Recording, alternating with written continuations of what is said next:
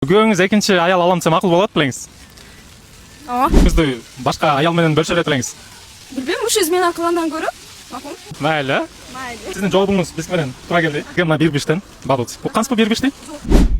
Измена кылгандан көрө экинчи аял алса макулмун дегени кыздын өзүнө болгон төмөн баасы да, өзүнө болгон мамилеси.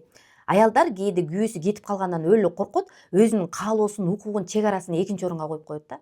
Главное кетпесин, эмне кылса да чыдайм деген позициячы акырында аялды ооруга алып келет. Өзүн сыйлаган аял күйөөсүн контролдобойт, бирок өзүнүн чек арасын четко билет да. Мен үчүн мындай мамиле болбойт деп мындай кесе айта алат. Дагы бир нерсе, биз Кыргызстанда жашайбыз. Интервью алып аткан эркек бул кыздын жообун эмне кылып атат? Колдоп атат, коштоп атат, белегин берип, майлап атат да. Бул ошол аялдын экинчи орунга коюусун коом алдында жакшы нерсе катары көрсөтүп атат да. Динде 4 аялга чейин болот деген менен мамлекеттик мыйзамды биз жокко чыгара албайбыз. Себеби 2 же көп аялдуулук боюнча жаза каралган.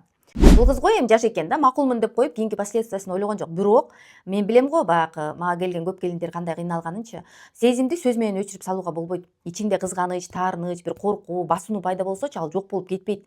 Ал башка жерден чыгат да, ошо мамилени муздатып, алыстатып, агрессия болуп, өзүңөн өзүң салыштырып, өзүң күнөөлөп, мен татыксыз аялмын деген бир чыгат да. Мен макулмун деген сөз ошол аялдын чыныгы каалаганыбы, чыныгы каалоосубу же эркек баары бир кетип калат, мен эмне болом, эмне кылам дегениби да, муну жакшы ажыратып билип алыш керек да. Анткени кабыл алуу менен айласыз көнүүнүн айырмасы чоң. Кабыл алуу ошо менин тандоом деген нерсе да. Ал эми көнүү болсо ошо башка айла жок, арга жок деген да. Эгер мамиледе өзүңдү жоготуп, күйөөңдү жоготуп алуудан коркуп, баарына чыдап жүрсөң, бул менен иштешсе болот да.